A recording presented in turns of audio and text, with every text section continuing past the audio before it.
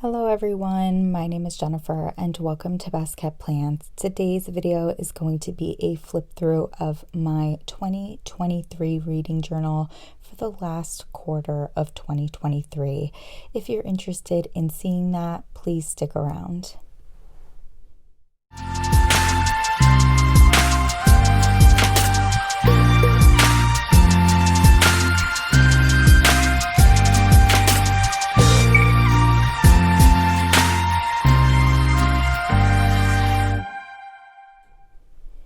As I said in my introduction, we're going to be flipping through my 2023 reading journal for the last quarter of the year. That's October, November, and December 2023.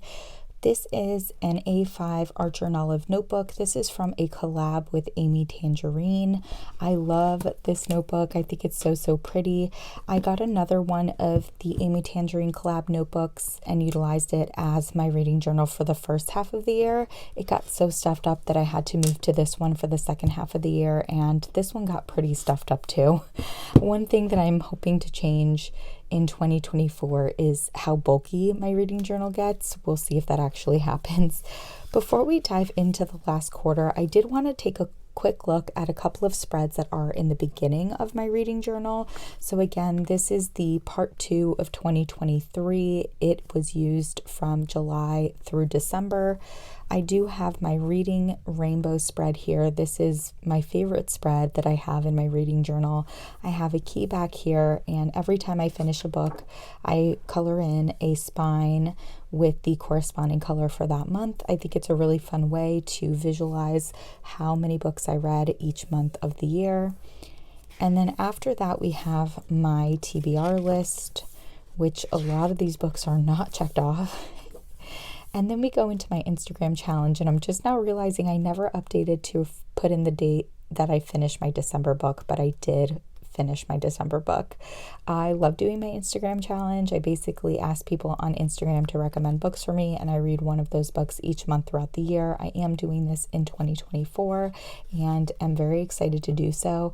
I always discover some really interesting books this way. Beartown, I think, was a 4.5 star for me. Someday Maybe was pretty gut-wrenching, to be totally honest, but a really great book.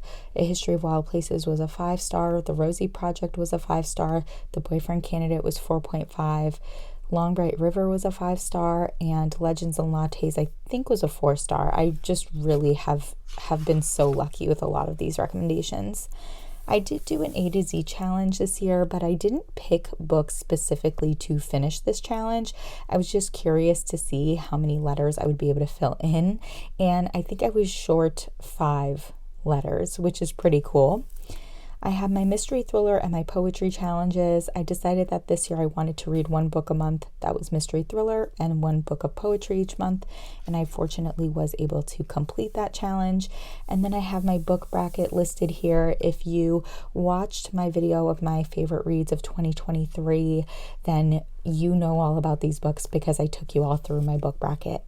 Are these my favorite 12 books of the year? No, it's just the way it works out with a book bracket. Now we're going to flip through to October.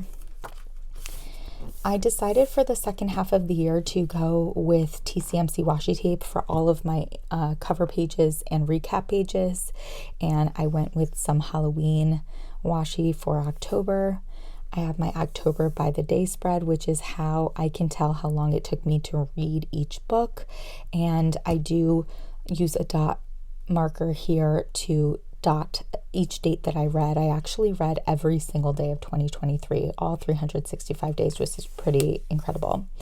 This is the usual vibe of my book spreads. I usually have what number book of the year it was for me, the title, author, genre, page count, quote from the book, and then rating. The deco can vary, but I always have the same information written for each book spread. And for October, I did decide to incorporate orange. This one was really good. Mercury. I think it actually just came out recently. I read it as an ARC. And as we keep going, this one, The Very Secret Society of Irregular Witches, I absolutely loved. Here's Long Bright River. And then we have my October recap page where I put in my total books, pages read, 5-star reads, genres, and an overall quote. It doesn't have to be from my favorite book of the month, but I do always include a quote. Next, we have my November cover page, and I wanted it to be very fall-esque, so I used 3 different washi tapes from the Coffee Monsters Co. that I felt were very fall. This one's a kind of book reading one. This one is the original like fall critters, and then this is her most recent kind of fall-themed, pumpkin-themed washi. So really, really love all 3 of those. Definitely feel like it gave me some fall vibes. I made an error in November. I forgot to include my By the Day spread. I immediately did my spread for A Curse for True Love and then this winter, and then I realized that I didn't have my By the Day spread, and so I put it in afterwards. So that was definitely a little bit of a bummer, but at least I did include it. I did have 2 DNFs for the month of November. I don't DNF a lot of books, but I was kind of feeling slumpy in November, especially towards the end of the month. So I had a lower threshold, I feel like, for DNFing books. And generally, I mark that in red when I DNF. I kind of forgot to with How Not to Die Alone, but then tried to kind of outline it so that it was still pretty clear. And again, as you can see, all the same info that we had in my October spreads, but the way that it's designed is a little bit different, with the cover of the book in the middle along with what book of the year it was for me. Done and Dusted was so good. I loved that book so much, and it is a series. I think it's called the Rebel Blue Ranch series, and Swift and Saddled is the second book. It's coming out in March. I cannot wait to read it. I also really loved You Again. That was a really, really good one. It looks like a very fall book, but I would actually say it's a perfect book to read in the week between Christmas and New Year's. Here's how I did my DNF spread. I just wrote in all the info. I normally wouldn't have put the stamp of what book of the year it was for me, but I kind of forgot, and then read over it just saying that I did not finish. Love Redesign was another really, really good one. Lauren Asher. I usually really, really enjoy her books, honestly.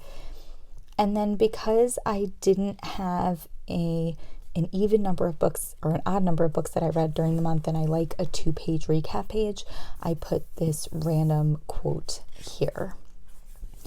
And here we have my November recap page, similar in the way it's designed to the November cover page. I always do that. I try to make them similar to each other. So the cover page had washi coming down from the top, so the recap page has washi coming up from the bottom. And then for the last month in 2023, I decided to go with some green paper and some Christmassy washi from TCMC. Here we have my By the Day spread for December, and then we go into my book spreads. Now, anytime that I don't have quotes written in, it's usually because it's an arc and there aren't quotes on Goodreads yet. I always look on Goodreads for quotes to put here, and sometimes if it's an arc or a new release, there aren't many quotes yet. As you can see, designed a little bit different, went with red as my kind of accent color in all of these spreads. I had a really great reading month in December, which was awesome. It was great to kind of end the year off on a good note.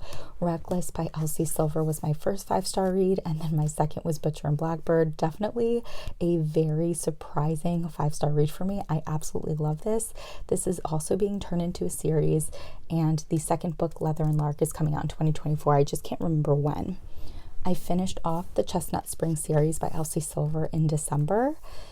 And here's Legends and Lattes. Absolutely loved that. Out on a Limb was another one that was a really, really good read. I enjoyed that quite a bit.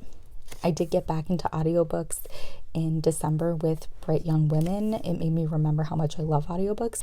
And then we had a new release, Ruthless Vows, which I was so excited to pick up and read, and was another 5-star read for me. Then I read Prince of Never. I didn't really love it, and so the last day of the year I actually squeezed in this book of poetry, knowing that I was probably going to like it and hoping that it would allow me to end off the year on a really good note. And then we have my December recap page, again designed very similar to how my cover page is. And then I incorporated a 2024 recap page, and I put my total number of books, total page count, reading days, my top 5 genres, average rating for a book, and then I actually put my top 10 books here. So I didn't talk about what my actual top 10 books were in my recap, my 2023 recap, when I brought you all through my book bracket. So just as a quick look here, 10 through 1 are Yours Truly, Butcher and Blackbird, Daisy Hates the Great Undoing, Reckless by Elsie Silver, Long Bright River, Ruthless Vows, Divine Rivals, Once Upon a Tome, Fourth Wing, and then my favorite book of the year was Magnolia Park's The Long Way Home. So if any of you were curious, because I definitely commented on the fact that my book bracket has my, top 12, but it's not really, because I read Fourth Ring and Divine Rivals in the same month. So only one of them could have made their way into my book bracket. So that is it. That is it for a look at my reading journal for the last quarter of 2023. I absolutely adore my reading journal. I feel like it's such a wonderful creative outlet for me. It's very fulfilling to put together.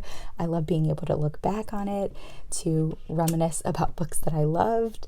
I hope you all enjoyed this flip through, and I am going to continue to do these quarterly flip throughs of my reading journal into 2024.